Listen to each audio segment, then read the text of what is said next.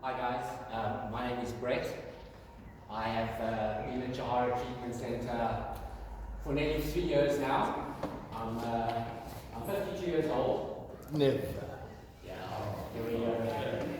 I grew up in a Jewish house. I went to a Jewish primary school, but I never really believed in God. My mother was a drug addict. My father did the best that he could. But God for me was always portrayed as somebody to fear. And it was a vengeful God. I learned from the Old Testament. And like a lot of other people from my generation, was forced to go to shul. But the fondest memories that I do have growing up are the Friday nights that we spent together as a family, where it was a sense of this Father that wanted the best for us, that would forgive us for everything that we did, but it was centered around their idea of love. And for victim of circumstance, unfortunately that got lost in my childhood from 13, 14 years old, and I lost any sense of self. I developed not only a fear of God, but I blamed God for everything that went wrong in my life. God was an easy victim because I chose not to listen to anything that he said through himself, through other people, through the actions of others. I only saw the evil that was happening around and blamed God for the entirety of that. And I turned to drugs when I was 20, 21 years old, and convinced myself that that was the life that I was meant to live, and that was the only way that I was ever going to get true happiness. And unfortunately, my parents passed away when I was young, and the one thing that I've learned is the older I get, the wiser I realize my parents were. So the thing that I try to think about myself now is how, if I went back to myself as a 20-year-old, what could I tell that person that might make me change or see things differently? And it's something that I haven't quite come to a conclusion yet, because there's always the attitude that at a young age I knew better. I would not make the same mistakes that my parents made. I did not want the life that they had, and it's a question that I constantly think about. The one thing that I have learned through Johara, being around Mark and the people that I am with, is that to say that I am wrong, and to have other people admit to me that what they are doing is wrong and there might be another way, has been the most important lesson that I have learned. The second most important lesson, and Rob actually brought this up now, is that it doesn't matter how many people tell me what to do or how to go about it. If they are not living that life, and I do not see that they are benefiting and that they are happy, and that the people around them are benefiting from their way of life, it's never going to change me or make me want to be the way that they are. Mark mentioned this as well as in his speech, is that if we come to a church, a synagogue, or we listen to people talk, and the minute they walk out the door, everything they say gets thrown away. And I'm talking specifically about honesty, giving, sharing, forgiving.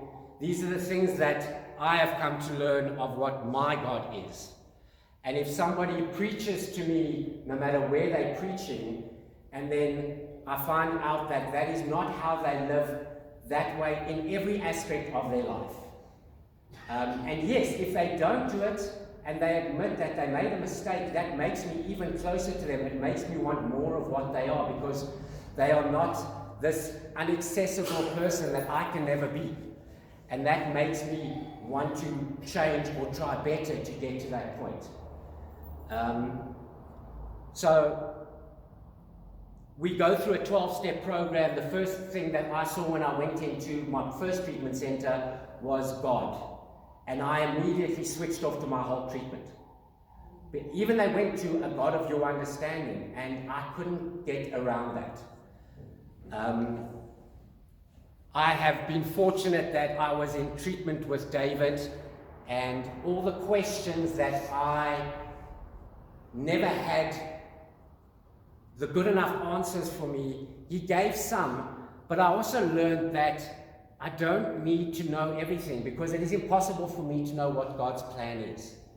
But I've come to realize that if I listen to the people around me, if I watch what people do and I listen to my heart, God's plan will reveal itself. So just to give you an idea of where I came from, before I came into Johara, I spent a week in Akiso because I tried to kill myself. And I was at the lowest point, yet I remember quite clearly when I was at that point, I was still doing it to spite God and to spite my family, which shows you the pure insanity of addiction, but also the insanity of where my life is, where my life was. 3 years later, I am a Jewish kid in an Anglican church, in a Christian rehab, with a family that misses me now when I'm not there, instead of wishing that I actually wasn't there. I have a part of my family that lives in Israel. One of my cousins is married to a rabbi. My brother is married to a Catholic girl. And I was fortunate enough to go up to Cape Town for their wedding 5 months ago. And I was in a room of Christians, Jews, Liverpool supporters, Manchester United supporters. And the only thing that I felt that entire time was love. And it's such an old saying that love will conquer all. But that comes with so much more. It comes with the honesty. It comes with the forgiveness. And when I look back at my childhood, and I love my parents, and when Rob asked if Jesus was next to me, what would I wish for? For me, it was just to have 5 more minutes with my parents. Purely just to tell them, and I think they know that I forgive them, that I love them. And it's quite, I don't want to say ironic, but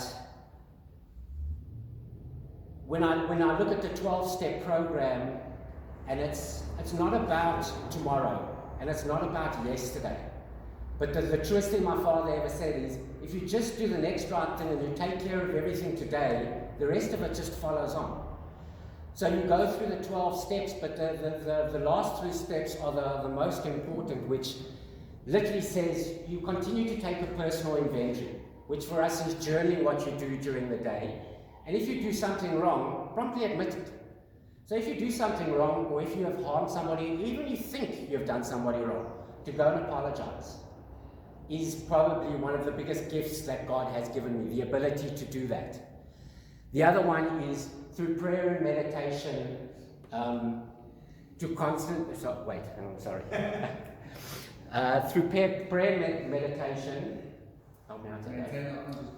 maintain our conscious contact with God, praying only for His will for us and the power to carry that through. If I don't take the time every day to actually sit silently and speak to God and to find out what He wants, the clutter of life seems to overtake me. And I will wake up on a Monday and the next thing I know it's Friday. So I need to set that time aside to actually be just with me and just listen to my heart and be guided by that, because I've been fortunate enough to surround myself with the people that I know will guide me in the right way and point out where I was wrong. And the last one is, having had a spiritual awakening, we take the message to the addict that still suffers and practice these principles in all our affairs, which is actually what I just started with. If I can do the next right thing, if every single day my actions portray what God wants me to be, what I see God as, I think that is the best way for me to live and to benefit the people around me. Thank you very much.